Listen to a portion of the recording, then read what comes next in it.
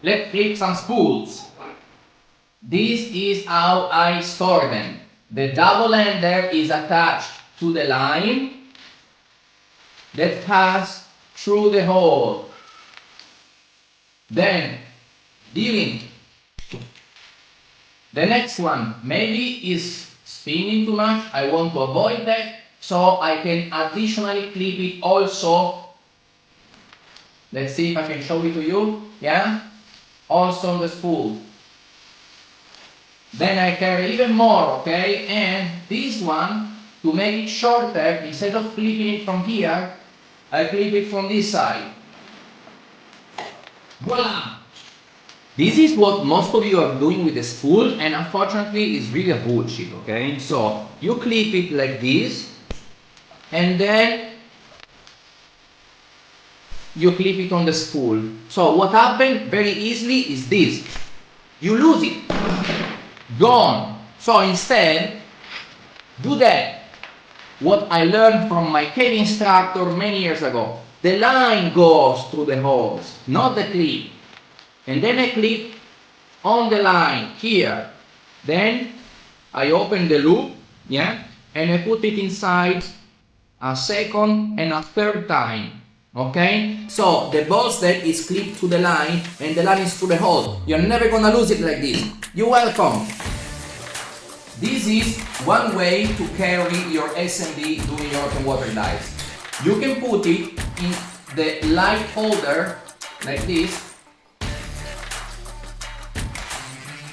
if you don't have a canister light. Now, if you do have a canister light, your light is gonna be here, of course, yeah? And you can have an additional light holder to slide under your crotch strap to have the buoy together with your canister. Now, this is streamlined if, of course, I accept that the spool to deploy is gonna be attached somewhere else. But the biggest variable is how big is your butt to fit all the stuff in it. This is where I attach my backup lights if my helmet is already full or if I do not wear a helmet, okay? I like to have them on the shoulder because the worst place is to put them in a pouch or attached to your butt. They can smash against other things and break, okay? So, they are on my shoulder and the clip, very important, is not on the D-ring because it will move up and down if I have stage tanks or other things attached. So it is a clip on its own piece of bungee, okay? So here they are very close to me, I know what happens to them, and they are very easy to reach. And if I don't need them, you know, I just leave this thing empty and I go down like this. Two reasons why I have a piece of elastic attached to my bungee. Number one, when I want to pull the bungee to put on the tank or also to remove it, is much easier from here than from here. And if I have really very little flexibility, I can actually put it also with a double ender, yeah? But this is just like now because of an injury, for example, yeah? So it's painful. The other reason is because I do not want to twist the bungee when I pull it. So when I find it behind my arm, I find this and I make sure that the loop is properly oriented. So when I put it, it's easier. And it's also easier when I remove it. Three reasons why I use a rubber sliding ring here as a hose retainer, okay? Number one, it doesn't break so easily and it's much better than the inner tubes of the bicycle tire, yeah, to keep my hose together. Number two, I use it as a temporary attachment point for my light head because when I put my pants on, I don't want to smash the first stage against my light if it is on the D. And then when I'm done, I put it on the helmet or whatever I have to do. The third reason is that it's also an awesome attachment point For me, for the weight note, because sometimes I just put the weight note like this, yeah, and it's always in front of me. I don't have to look for it. It doesn't interfere with other stuff I have on my bearings, okay? So it's an additional temporary attachment point. This is a clip weight, which is a weight with a clip. I use it for two reasons. Number one, if I go diving with just one stage, I really tend to roll on one side. So I take one of these and I clip it on my butt on the other side and I stay balanced. When I drop the stage, I also drop the clip weight. The second reason is when I do some change to my equipment and I want to find the best trim again, I'm gonna go in a confined water to make some trials, because you know, before I start to screw the weights on the harness or I put it on the pouch on the back, which is not easy by yourself underwater. So first I go down with some clip weights and I put them in different parts of my equipment until I find the best solution.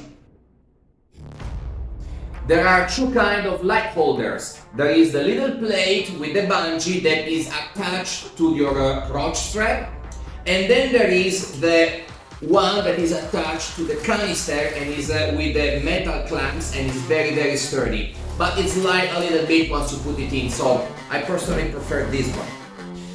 I can build them also by myself. If I want a replica of this one, I can just have a piece of webbing with two sliders and I make a bungee loop passing inside, as you can see. Or, if I want a replica of this one, I can just put on my crotch strap two sliders, and guess what? It looks very similar to this. And then with my 4mm bungee, I just pass it inside and make the same loops that I would have here. And there you go, you can make it at home by yourself and you feel like a little MacGyver. When you choose the cordura for your harness, you want to take in consideration that the crotch strap, well, you might want to have it very soft because, look, it's going to be more comfortable between your legs, okay? For example, this crotch strap is made with a super hard cordura. It's gonna last forever, but it's very hard. So what happens is that while you're swimming, it's gonna cut your suit right in the crotch.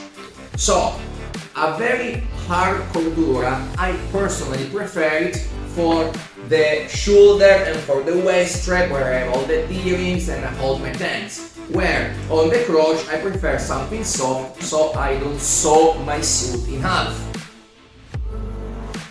When you want to attach weights to your harness, maybe in some exotic locations and there are no pouches that you can use this plate with the bungees that you can buy. It's a beautiful piece of equipment and I love it.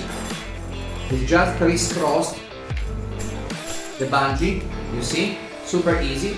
Now, if this plate is too big and doesn't fit where you want to put the weights, like I have some weights here near the plates, okay, so I need something even more low profile. I just take a simple bungee loop that I wrap around the weights in a similar fashion what is done with this one. Because as you can see, it's just crisscross around the weight. It's super easy to place and to remove, and I can put it everywhere. To keep the inflator attached on my chest, I decided in all my side mounts to don't have anymore a ball snap attached to the inflator, because basically I don't want to occupy this bearing with anything that is not essential. And also I don't want to have to take care of another ball snap that can get rusty, chain because the spring doesn't work anymore. So I just put a bungee loop that passes right inside the slider where there is the bearing. And here, as you can see, I made a couple of knots, so this is just the space I need for the inflator. It stays here nice and tight. Like this, you see? I like it, it's very comfortable, and like this I can remove it, and I'm the happiest person in the world. This side mount has the deflator in the middle of the butt. So sometimes for me and also for some of my students, it's a little bit difficult to stretch the arm behind my back and reach the deflator. So what I did is that instead of having the normal rope that goes all over the place in the water, no, with this little thing hanging around, I made it really, really short and I wrapped some bungee on it. So now it's stiff. You see? This means that instead of having to go with the hand and stretch it and look where the hell these things went, just with one finger, just here, look, you see, I don't even have to grab it.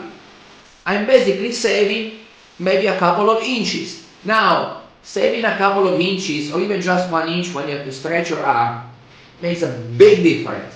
So, if you have a similar issue, you can try a similar solution.